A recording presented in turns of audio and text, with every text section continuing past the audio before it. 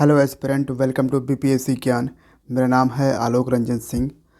और देखिए, आज के इस पर्टिकुलर वीडियो में ना हम दो चीज़ों पर डिस्कस करेंगे। एक तो हम द हिंदू न्यूज़पेपर का इम्पोर्टेंट आर्टिकल डिस्कस करेंगे ही, साथ में हम इसमें समझते चलेंगे कि कौन सा आर्टिकल हमें पढ़ना चाहिए, कौन सा आर्टिकल हमें छोड़ना चाहिए जब हम प्रिपरेशन कर रहे हैं बीपीएससी एग्ज़ाम की।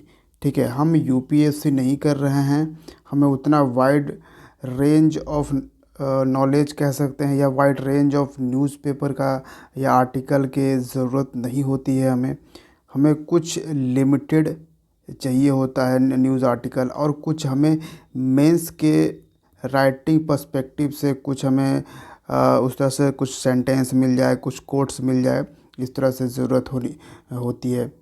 ठीक है, तो हम ये सब चीज़ें भी देखते चलेंगे। और आज है 1 फरवरी 2024, आज का द हिंदू न्यूज़पेपर। तो पहला आर्टिकल हम देख रहे हैं, ED arrest Hemant Soren, Champai to take over as CM. तो झारखंड के जो मुख्यमंत्री हैं हेमंत सोरेन, एक्चुअली फॉर्मर मुख्यमंत्री हो चुके हैं अब, क्योंकि इन्होंने रिज़ाइन दे दिया है और उसके बाद ईडी ने इनको अरेस्ट कर लिया है। ठीक है, और साथ में आपको बता दें कि हेमंत सोरेन की पार्टी का नाम है जेएमएम, यानी कि झारखंड मुक्ति मोर्चा। और अब ये सीएम होंगे, ये हेमंत सोरेन हैं, और इनके सीएम होने के चांसेस हैं, जिनका नाम है चंपई सोरेन। ठीक है, ये नाम है चंपई सोरेन, तो ये नेक्स्ट सीएम होंगे झारखंड के। और यहाँ पे हमारे लिए जानने की बात यह है कि अगर हम बीपीएससी के प्रीलिम्स पॉइंट ऑफ व्यू को देखें तो हमारे लिए ईडी बहुत ज़्यादा इम्पोर्टेंट है।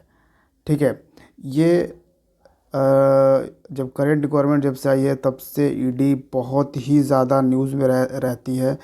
तो हो सकता है कि आपसे इस बार ना पूछे, अगली बार पूछे, लेकिन पूछेगा ही ज़रूर। तो ये हमें, हमारे पास ये कॉन्सेप्ट क्लियर हो, जब जब ईडी का नाम आए तो हमें वो सारी चीज़ें हमें माइंड के सामने बिल्कुल दिखनी चाहिए। ठीक है, तो ईडी ईडी का पहले तो आप ये समझिए कि ईडी का जो है फुल फॉर्म होता है एनफोर्समेंट एनफोर्समेंट डायरेक्टरेट। ठीक है, क्या होता है एनफोर्समेंट डायरेक्टरेट, इसका पहले तो फुल फॉर्म होता है। हिंदी में क्या बोलते हैं, प्रवर्तन निदेशालय। ठीक है, ये है ईडी, एनफोर्समेंट डायरेक्टरेट, प्रवर्तन निदेशालय। अब ईडी है क्या? तो भारत सरकार की ना ईडी एक law enforcement law enforcement agency है। ठीक है, क्या है? लॉ एनफोर्समेंट एजेंसी है। और बेसिकली ये किस मामले में लोगों को अरेस्ट करती है, इसका काम क्या है? जैसे कि लॉ एनफोर्समेंट एजेंसी है, यानी कि आप अगर लॉ से बाहर जा रहे हो तो आपको ये अरेस्ट कर लेगी। यानी कि कहने का क्या मतलब है, तो देखिए, इसको थोड़ा सा मैं ऊपर कर रहा हूँ। हाँ, यहाँ पे हम इसको देखते हैं, कलर चेंज कर लेते हैं थोड़ा। हाँ, आ जाइए। तो पहले तो इसके ना दो तीन चीज़ें याद रखिएगा कि ये किस चीज़ों से रिलेटेड काम करती है, बहुत ही इम्पोर्टेंट है एग्ज़ाम पर्सपेक्टिव से। एक तो है मनी लॉन्ड्रिंग।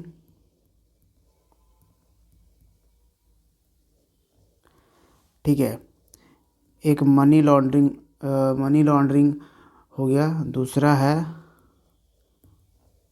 फॉरेन एक्सचेंज, और तीसरा है, यानी फॉरेन एक्सचेंज वायलेशन, आप लिख सकते हैं foreign exchange violation.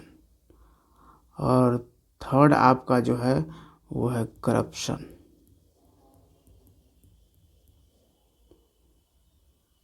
Corruption and fourth economic offences. तो इस तरह का भी कुछ लिखने के लिए भी आया। तो ये चार जो पॉइंट है ना, ये जो चार वर्ड आप दिख रहे हो ना, ये बहुत ज़्यादा इम्पोर्टेंट है और इसको तो आपको छोड़ना ही नहीं है। ठीक है, ये वाला जो आप यहाँ देख रहे हो ये बहुत ही ज़्यादा इम्पोर्टेंट है कि आखिर ईडी किसी को पकड़ती है, किसी को अरेस्ट करती है किस बेसिस पे। तो या तो उसने मनी लॉन्ड्रिंग किया है, या फिर फॉरेन एक्सचेंज का जो नियम कानून है उसका वायलेशन किया हो, या फिर उसने करप्शन किया हो, या फिर इकोनॉमिक ऑफेंसेस कोई हो। यानी कि पैसों के मामले में आपने किसी भी तरह का अगर घपला किया है ना, तो आपके पास पहुंचेगी ईडी। ठीक है, पैसों के मामले में आप देख सकते हो करप्शन, पैसों के मामले में इकोनॉमिक ऑफेंसेस, या फॉरेन एक्सचेंज वायलेशन, या मनी लॉन्ड्रिंग। ये सारा कुछ अगर आपने किया है तो इन्फोर्समेंट डायरेक्टरेट के पास ये रिस्पॉन्सिबिलिटी है। एक तरह से आप कहें कि जो ब्लैक मनी का सर्कुलेशन है उसको भी रोकने के लिए ईडी ही रिस्पॉन्सिबल है। ठीक है, और ब्लैक मनी होता क्या है? तो ब्लैक मनी बेसिकली वो मनी है जिसका कोई रिकॉर्ड्स वगैरह नहीं है आपके पास। आपके पास ये पैसे तो हैं लेकिन आपके पास इसका प्रूफ नहीं है कि आपके पास ये पैसा आया कहाँ। वो हो गया ब्लैक मनी। अब आपने इनकम टैक्स पे करना है, 1 लाख रुपए का आपका इनकम टैक्स जा रहा है, और आप 1 लाख ना पे करके आप 25,000 ही पे कर रहे हो, कैसे भी करके। तो बाकी जो 75,000 जो आपके पास है आपने नहीं पे किया, वो 75,000 कहलाएगा ब्लैक मनी। समझ पा रहे हो? तो ईडी ये जो एजेंसी है इसको कब फाउंड किया गया था? तो ये बनाया गया था 1 मई 1956 को। ठीक है, आप पूछोगे क्या ये किसी एक्ट के थ्रू लाया गया था? तो हाँ, 3 एक्ट काम करते हैं, याद रखिएगा, बहुत इम्पोर्टेंट है। इसमें 3 एक्ट काम करते हैं। कौन कौन से? तो एक तो है कि फेमा,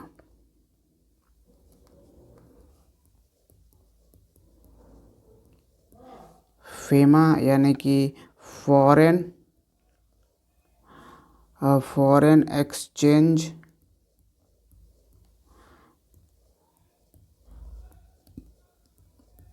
मैनेजमेंट एक्ट 1999।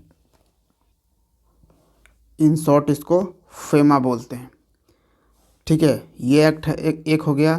दूसरा एक्ट कौन सा है? दूसरा है पीएमएलए। दूसरा कौन सा है? पीएमएलए। ये क्या है? Prevention of money laundering act 2002। ये 1999 है, ये 2002 है दूसरा। और तीसरा जो एक्ट है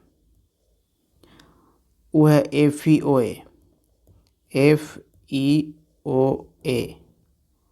ठीक है, क्या है ये? Fugitive economic offences act 2018। क्या है? Fugitive economic offences act 2018। तो ये 3 एक्ट के थ्रू ये जो ईडी है ये गवर्न करती है और ये वर्क करती है। ठीक है, ईडी जो है वो किस मिनिस्ट्री के अंदर आती है? तो मिनिस्ट्री ऑफ फाइनेंस के अंडर आएगी। मिनिस्ट्री ऑफ कह सकते हैं कि रेवेन्यू, या डिपार्टमेंट ऑफ रेवेन्यू कह सकते हैं मिनिस्ट्री ऑफ फाइनेंस के अंडर, जो अभी आपको पता होगा प्रेजेंट टाइम में मिनिस्ट्री ऑफ फाइनेंस में मिनिस्टर कौन है, तो निर्मला सीतारमण। और ईडी, ईडी के प्रेजेंट टाइम में आप डायरेक्टर कह सकते हो, डायरेक्टर कौन है, राहुल नवीन। ठीक है, कौन है, राहुल नवीन, ये डायरेक्टर हैं। तो कम से कम इतना तो आपको बिल्कुल ही जानना बहुत ज़रूरी है। ठीक है, ये लॉ एनफोर्समेंट एजेंसी है भारत सरकार की, और ये 4 चीज़ों से रिलेटेड ये वर्क करती है। ये 4 चीज़ देखो, money laundering, foreign exchange violation, corruption और इकोनॉमिक ऑफेंसेस। ठीक है, इकोनॉमिक ऑफेंसेस यानी कि कुछ भी आपने इकोनॉमिकली कुछ गलत किया है तो उसके मामले में भी ये वर्क करेगी। और फिर आप ये तीनों एक्ट आपको ध्यान रखना है, फेमा, एक तो हाँ, फेमा, पीएमएलए और एफईओ ए, ये एक्ट के थ्रू इसको गवर्नेंस का ये मिलता है, पावर मिलता है। तो ये हो गया ईडी। अच्छा, ईडी तो हो गया हमारा इंडिया का ये लॉ एनफोर्समेंट एजेंसी है। क्या इस तरह की एजेंसी जो मनी लॉन्ड्रिंग पे वर्क करती है, क्या ऐसा कोई इंटरनेशनल एजेंसी है? तो बिल्कुल है। FATF, financial action task force जो है वो मनी लॉन्ड्रिंग पे ही तो वर्क करती है। किसी भी देश को ब्लैक लिस्ट में, ग्रे लिस्ट में डालती है, किस बेसिस पे? Money laundering. उस देश में मनी लॉन्ड्रिंग हो रही है और अगर वहाँ की सरकार इस पे रोकने का काम नहीं कर रही है, तब उसको ब्लैक लिस्ट या ग्रे लिस्ट में एफएटीएफ डाल देता है। एफएटीएफ का हेडक्वार्टर आपको पेरिस में मिलेगा। और यहाँ पे एक और आर्टिकल है, RBI curbs to render Paytm wallet and FASTag inoperative. तो आरबीआई ने जो पेटीएम का वॉलेट है और फास्टैग, पेटीएम से रिलेटेड, पेटीएम पे इसको बंद कर रही है। यानी कि अभी जनवरी तक, ये फरवरी तक लगेगा, फरवरी के लास्ट में इसको बिल्कुल बंद कर दिया जाएगा। फास्टैग हमारे लिए जानने का है प्रीलिम्स पॉइंट ऑफ व्यू से, तो आपको पता होगा ये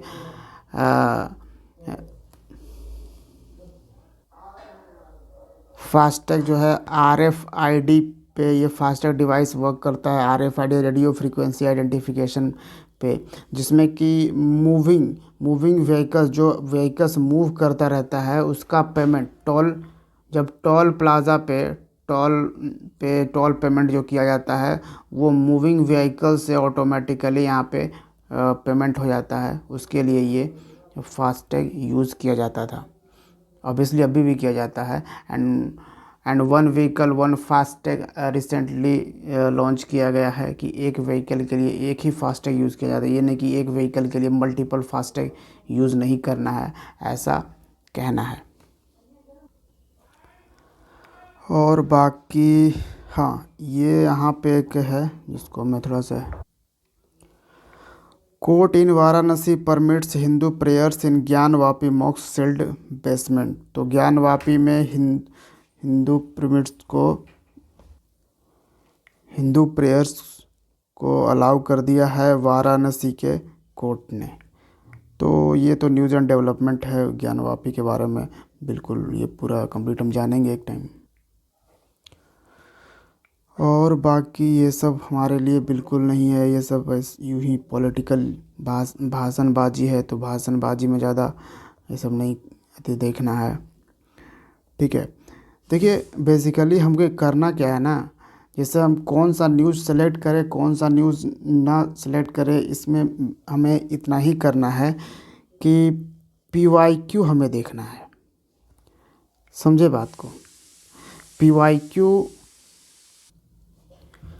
तो हमें मेंस और प्रीलिम्स दोनों ही एग्ज़ाम्स का जो है पीवाईक्यू हमें देखना है अच्छे तरीके से, और कीवर्ड वहाँ से एक्सट्रैक्ट करना है। यही नहीं कि पीवाईक्यू बस यूँ सरसरी निगाह से पढ़ ले, नहीं, पीवाईक्यू का यूज़ करना है, उसका इस्तेमाल करना है। पीवाईक्यू,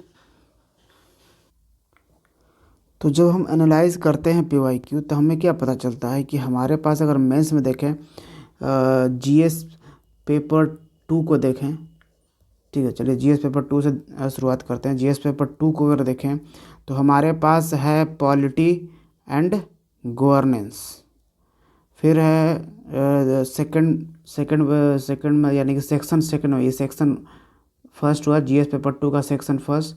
सेक्शन 2 में हमारे पास ज्योग्राफी और इकोनॉमिक्स, ये सेकंड सेक्शन है। थर्ड सेक्शन में क्या है, साइंस एंड टेक्नोलॉजी, ये हमारा थर्ड सेक्शन है। तो जब भी हम जैसे जुडिशियरी वगैरह से रिलेटेड अगर न्यूज़ देखते हैं तो उसको हमें यहाँ पे बिल्कुल ही पढ़ना चाहिए, और यहाँ तक कि उसका कुछ इम्पोर्टेंट पॉइंट्स का नोट्स भी वहाँ पे रेगुलेट करना चाहिए। लेकिन पहले पढ़ने के लिए बिल्कुल सीखना चाहिए, उसके बाद वो खुद ही समझ में आ जाएगा कि कौन सा हमें पॉइंट वहाँ पे नोट करेंगे, ठीक है। उसके बाद ज्योग्राफी और इकोनॉमिक्स से अगर, क्योंकि देखिए पहले इकोनॉमिक्स का सवाल से यूं ही आपका हो जाता काम, लेकिन प्रेजेंट टाइम में थोड़ा सा फॉर्मेट बदला है बीपीएससी का, तो ज्योग्राफी इकोनॉमिक्स थोड़ा सा अब नॉर्मली पूछ रहा है, सीधा सीधा इकोनॉमिक्स के क्वेश्चंस पूछ रहे हैं।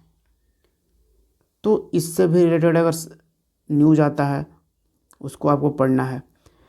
फिर साइंस एंड टेक में देखिए, तो साइंस एंड टेक में स्पेस टेक्नोलॉजी हो या बायो टेक्नोलॉजी हो, नैनो टेक्नोलॉजी हो, इन सब से सवाल पूछता है, ठीक है। और साइंस से रिलेटेड और भी जो कुछ नया नया टेक्नोलॉजी ईजाद होता है, अभी मैं इसमें भी दिखाऊंगा। और द हिंदू न्यूज़पेपर में एक साइंस का सेक्शन ही आता है, ठीक है। साइंस का एक सेक्शन आता है जिसमें कि साइंस के कुछ इम्पोर्टेंट टेक्नोलॉजी का ईजाद होता है, तो उसमें बताता है। तो पीवाईक्यू पढ़ना बहुत ज़रूरी है। ये सब आर्टिकल बिल्कुल ही हमारे लिए यूज़फुल नहीं है, बिल्कुल यूज़फुल नहीं है हमारे लिए।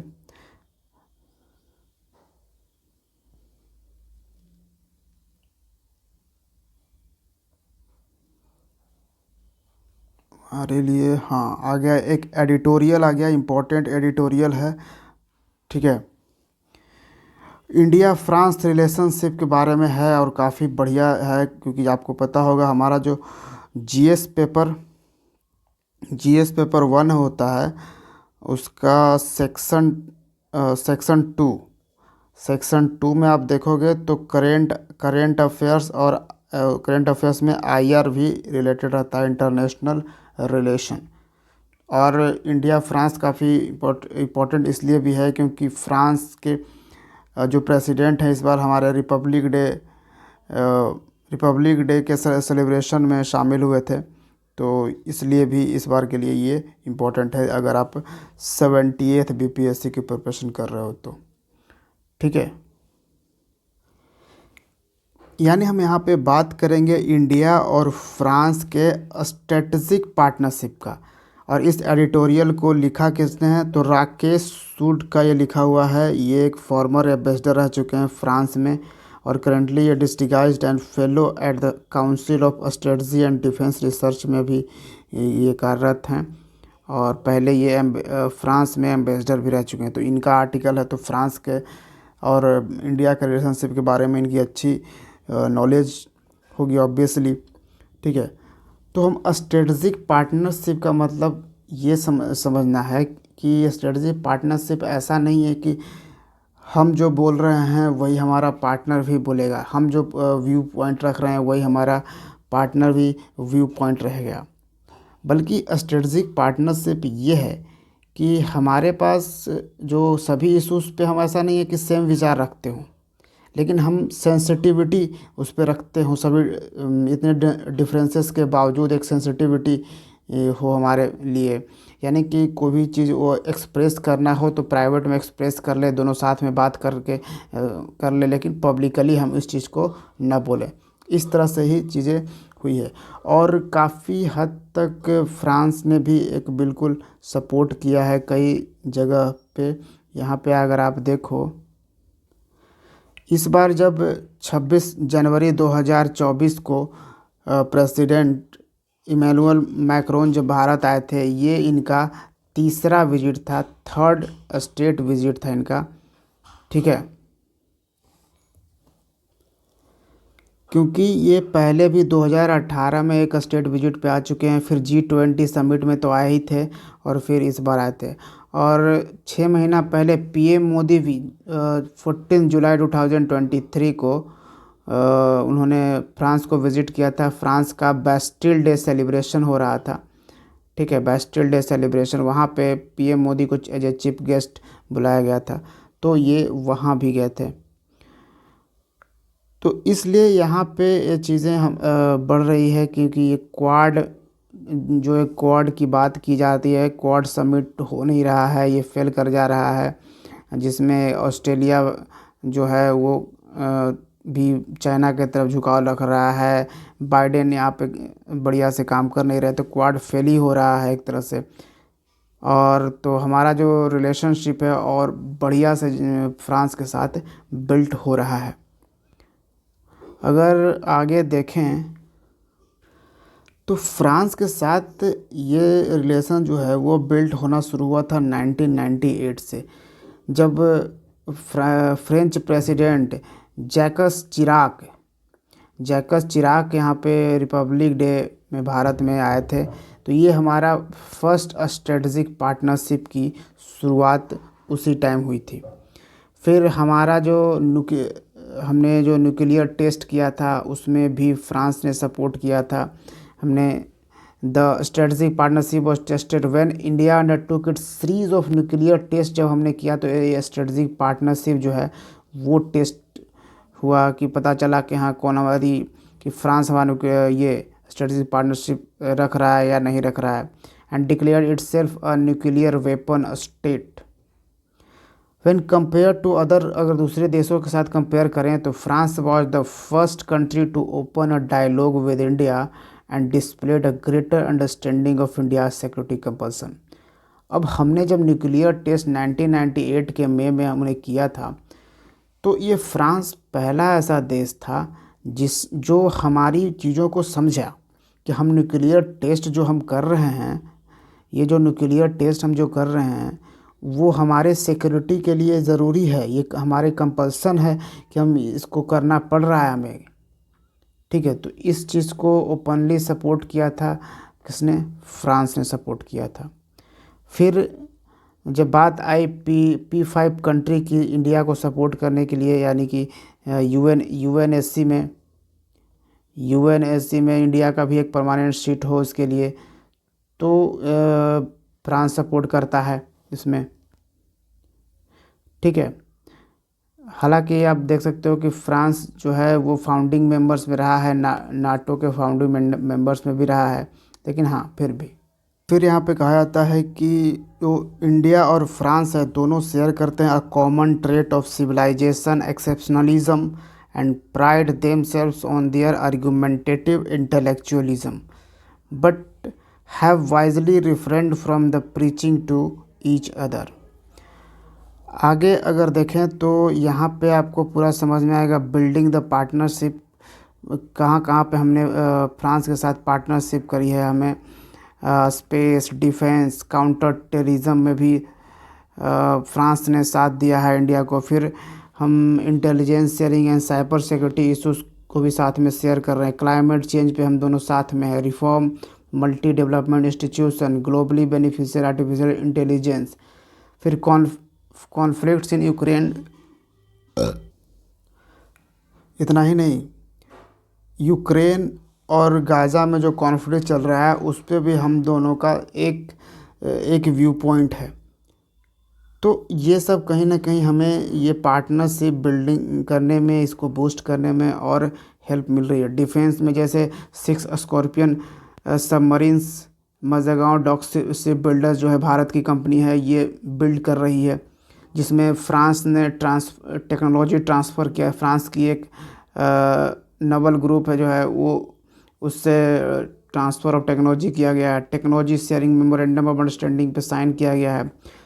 फ्रांस और इंडिया जॉइंट एक्सरसाइजेस कर रहे हैं, नेवीज़ हो, एयर फोर्सेस हो, आर्मीज़ हो, ये सब इंस्टीट्यूट किया गया था। नेवीज़ का 2001 में, एयरफोर्स 2004 में, और आर्मी के 2011 में ये जॉइंट एक्सरसाइजेज हम कर रहे हैं। फिर हमने 36 राफेल एयरक्राफ्ट हमने परचेज किया है फ्रांस से, और भी बाकी करने वाले हैं। 3 मोर स्कॉर्पियंस क्लास ये हम वहाँ से बाई करने वाले हैं। फिर हमारे आत्मनिर्भर भारत को भी सपोर्ट करता है फ्रांस। अब टाटा, जैसे टाटा एडवांस सिस्टम लिमिटेड और एयरबस, फ्रांस का एयरबस जो कंपनी है और भारत का टाटा एडवांस सिस्टम लिमिटेड के साथ एग्रीमेंट हुआ है ताकि ऐसे फाइनल असेंबली लाइन बाय 2026, किस लिए, तो H125 सिविलियन हेलीकॉप्टर्स बनाने के लिए। फिर final assembly line C-95 military transport aircraft बनाने के लिए। फिर फ्रांस का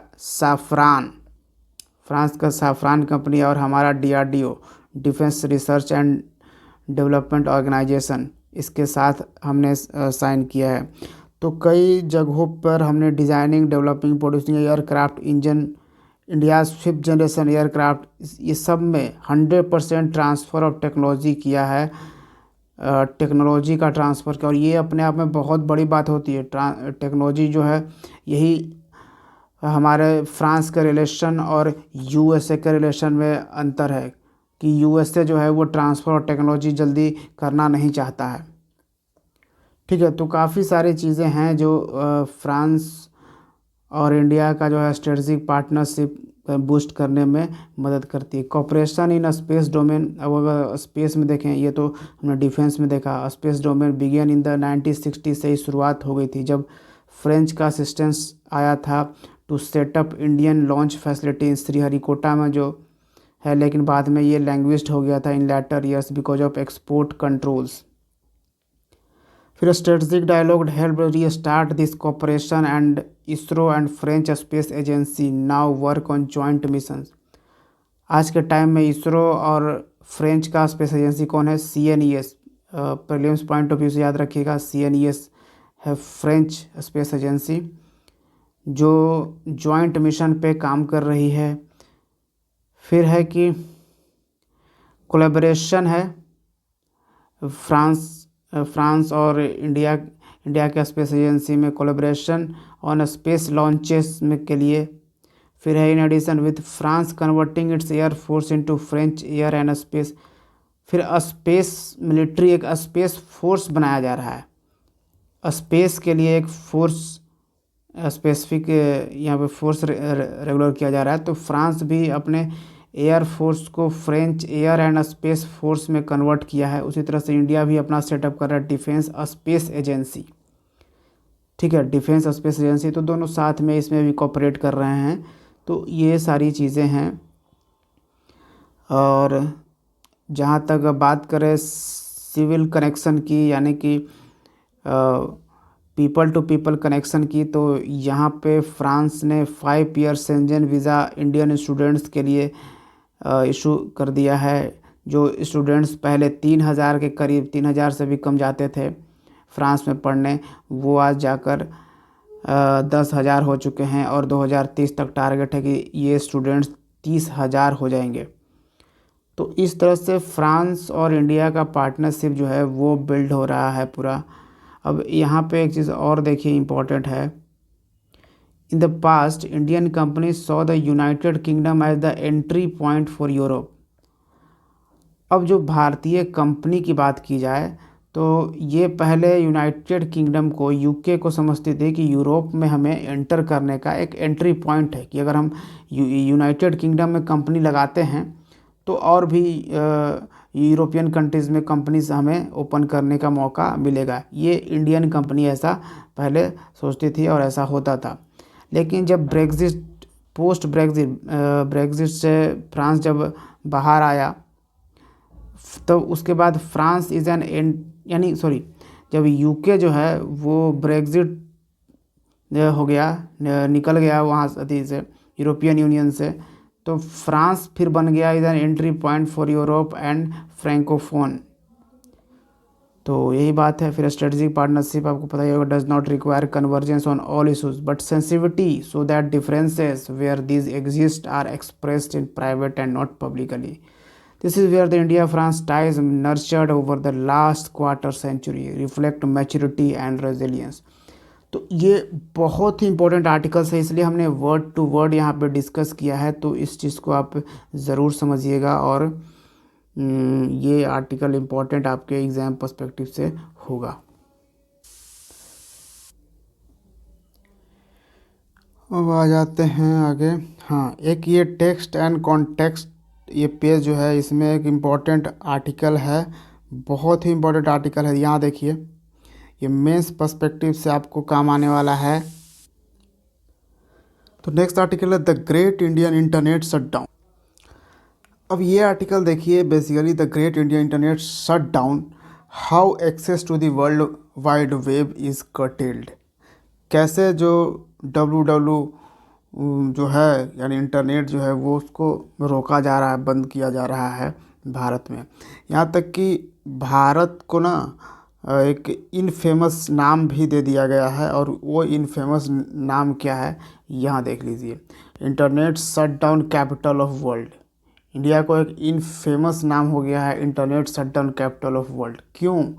क्योंकि 2020 में अगर देखा जाए ना, तो जितने India's internet restrictions also accounted for more than 70% of the total loss to the global economy.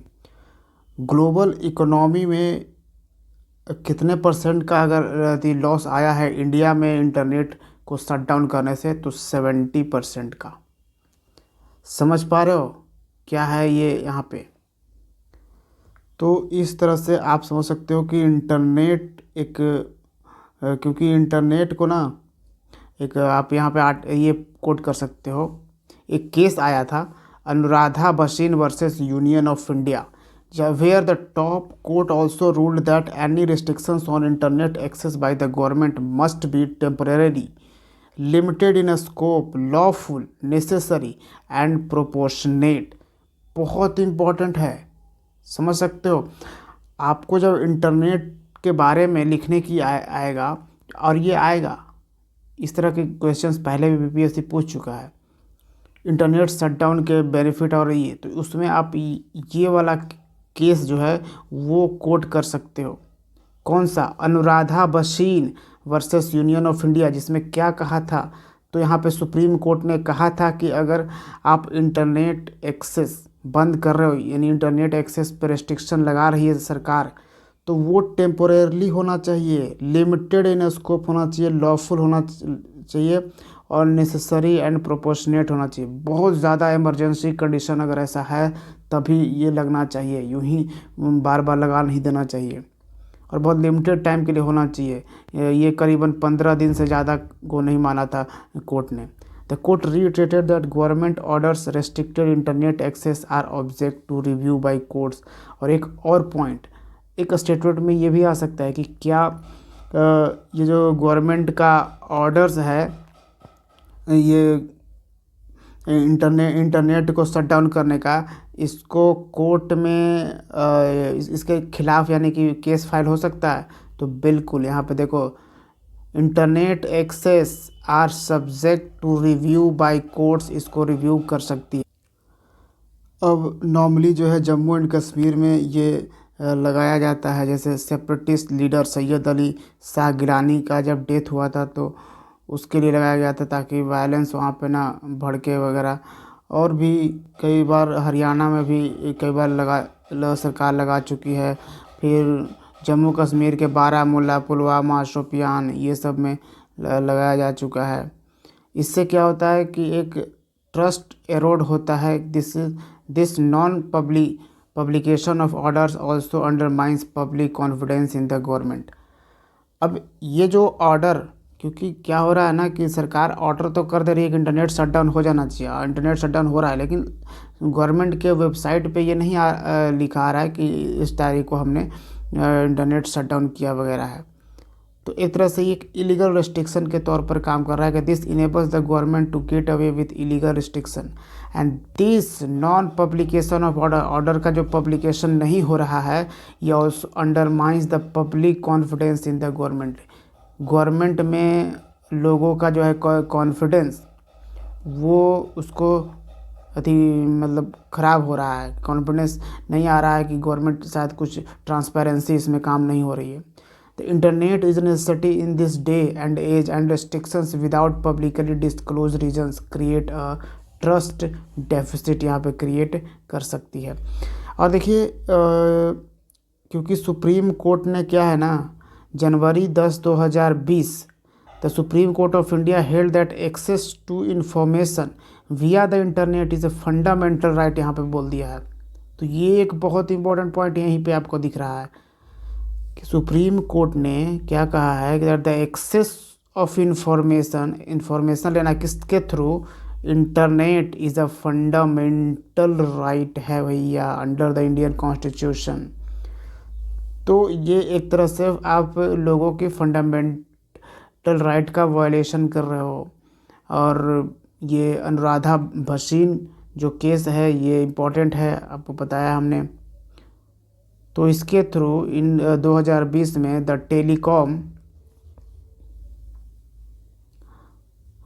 Telecom suspension rule 2017 to limit internet suspension orders 2017 में किया गया कि जो इंटरनेट को सस्पेंड करने का ऑर्डर्स जो है वो मैक्सिमम 15 दिनों तक ही होना चाहिए। However the amendment did not include an obligation on the government to publish orders. लेकिन फिर भी गवर्नमेंट ने ये एक्ट तो लाया, इसके थ्रू तो किया कि हाँ मैक्सिमम 15 दिन तक ही बंद करेंगे, लेकिन ये गवर्नमेंट पे कंपलसरी नहीं हुआ कि वो ऑर्डर भी पब्लिश करेगी, लिखित रूप से ये ऑर्डर पब्लिश करेगी कि हाँ हमने अभी ये बंद किया है। ठीक है, तो ये कंपलसरी नहीं किया, तो ऑब्वियसली ये रिव्यू कर सकते हैं इसके लिए, इंटरनेट शटडाउन के लिए। फिर लैक ऑफ अवेयरनेस के कारण भी कई बार सरकार जो है वो बोलते जैसे मेघालय गवर्नमेंट ने भी बोला था कि हमें ये जो अनुराधा भसीन केस है इसके बारे में हमें नहीं मालूम था, इसलिए हमने यहाँ पे इतना ज़्यादा दिन तक ले वो इंटरनेट शटडाउन किया वगैरह, ये चीज़ भी बोल देते। तो लैक ऑफ अवेयरनेस भी एक होता है।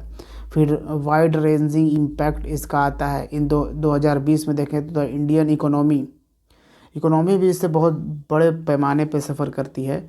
अब 2020 में देखिए, the Indian economy suffered losses to the tune of $2.8 billion due to 129 separate instances of internet suspension. 129 बार ऐसा सेपरेट इंस्टेंसेस आया जब इंटरनेट को सस्पेंड कर दिया गया। इसके कारण 2020 में इंडियन इकोनॉमी को $2.8 बिलियन का लॉस हुआ था, एंड विच अफेक्टेड दी, और ये जो लॉस है ये 10.3 मिलियन इंडिविजुअल्स को, इतने लोगों को अफेक्ट किया था। तो अब आपसे मेंस में अगर लिखना होगा कि सुप्रीम कोर्ट ने इंटरनेट एक्सेस को क्यों इतना फंडामेंटल राइट बोल दिया है, बना दिया है, तो आखिर इंटरनेट ऐसा क्या करता है। तो यहाँ पे देखिए, the internet is a source of information, entertainment, health care, education, livelihood and a platform for the members of Indian society to interact with each other and the world at large. बहुत important line है, ये notes करने लायक है। और ये सब data जो है ना ये भी काम आता है, ये सब डेटा भी इनकॉर्पोरेट करने के लिए काम आता है। फिर है internet suspension ought to be imposed on times of emergency and not stifle the democratic size of the right to protest. तो वही है कि बहुत ही इमरजेंसी टाइम में ही इंटरनेट सस्पेंशन करना होगा, नहीं तो ये डेमोक्रेटिक एक्साइज को हानि पहुंचाएगा। क्योंकि अब सरकार किस लिए इसको बंद करती है, ताकि कुछ इवेंट हुआ है, राइट्स हुआ या कुछ भी हुआ तो उसके रिलेटेड जो है र्यूमर ना फैले। अब यहाँ पे कहा जा रहा है दूसरा पक्ष, अब देखो सरकार ने तो ये कहा कि ताकि यहाँ पे लोगों में र्यूमर ना फैले। हो सकता है in those time the internet is a necessity to seek help, moreover it is also a tool to verify rumours. दूसरा बात ये भी है कि ये इंटरनेट से हम र्यूमर को वेरीफाई भी करने का भी तो टूल है। And enables individual and government to disseminate the truth. अब सरकार हो या कोई इंडिविजुअल्स हो, वो भी इंटरनेट से भी तो वेरीफाई कर सकता है कि वो र्यूमर के अंदर अफवाह फैल रहा है या फिर क्या सच्चाई है, उसमें क्या है। ठीक है। On September 2 the government of Jammu and Kashmir restricted access to any form of communication on the ground that the provocative material on social media could misguide the general public and result in a law and order situation. इसी तरह से फिर करनाल हरियाणा में हुआ। However, the government will do well to recognize that offline rumors can also misguide the public. सरकार को ये भी समझना चाहिए कि सिर्फ ऑनलाइन ही नहीं बल्कि ऑफलाइन र्यूमर्स भी मिसगाइड कर सकता है लोगों को। और क्योंकि उन्हें तो इंटरनेट का एक्सेस नहीं है, वो सर्च करके मालूम नहीं करेंगे कि क्या आखिर मामला है, तो उन्हें जो लोग अगल बगल से बातें बढ़ते बढ़ते जो बताएगा वही र्यूमर रहेगा। तो उस तरह से भी एक र्यूमर फैल सकता है जिसकी भरपाई नहीं हो पाएगी। इंटरनेट रेस्ट्रिक्शंस को इस तौर पर भी जस्टिफाई किया जाता है on the ground that they are limited to mobile data services. अब कहती है सरकार कि हम ऐसा नहीं कर रहे हैं कि इंटरनेट को बिल्कुल ऑफ कर दे रहे हैं, हम तो सिर्फ मोबाइल डेटा को लिमिट कर रहे हैं। मोबाइल में जो डेटा मिलती है उसको हम लिमिट कर दे रहे हैं। तो ये भी तो एक कंटेंशंस का है पॉइंट। क्यों? क्योंकि 2019 के telecom regulatory authority of India का एक रिपोर्ट था on telecom services performance indicators कि मोबाइल डिवाइस के यूजर्स यानी कि जो डोंगल से करते हैं या फ़ोन के डेटा का इस्तेमाल करते हैं, वो वाईफाई या ब्रॉडबैंड का इस्तेमाल नहीं करते हैं, ऐसे वाले 97.02% लोग हैं। यानी कि जितने लोग इंटरनेट यूज़ करते हैं, मान लीजिए 100% लोग इंटरनेट यूज़ करते हैं, इसका 97.02% लोग तो मोबाइल डेटा का ही इस्तेमाल करते हैं। उनके पास वाईफाई ब्रॉडबैंड तो है नहीं। सिर्फ 3% ही ऐसे लोग हैं जिनको ब्रॉडबैंड इंटरनेट का एक्सेस है। तो आप कह रहे हो कि मोबाइल डेटा को हम लिमिट कर रहे हैं, तो मोबाइल डेटा अगर लिमिट कर रहे हो तो आप तो पूरा का पूरा ही इंटरनेट ही बंद हो रहा है आपका। समझ पा रहे हो? तो इस तरह से भी गवर्नमेंट बोलती है चीज़ें। तो ये प्रो एंड कॉन्स जब आपके पास लिखने होंगे इंटरनेट शटडाउन के, तब आप ये सब चीज़ें भी ऐड कर सकते हो। फिर अनुराधा बशीन केसेस में permitted the government to restrict internet access only in limited circumstances में कहा गया था। Parliament has also allowed these restrictions only in a public emergency और when there is a threat to public safety. ये reasons है। ठीक है।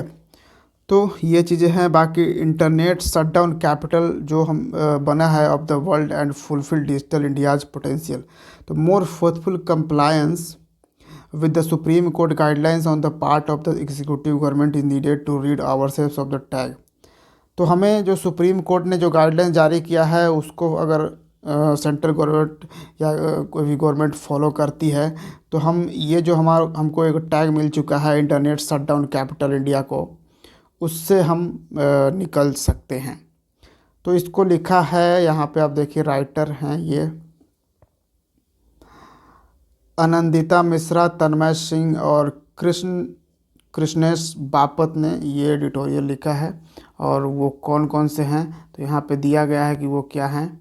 इनका क्या ये एक किसी फाउंडेशन के साथ, इंटरनेट फ्रीडम फाउंडेशन के साथ ये वर्क करते हैं, एक NGO की तरह है।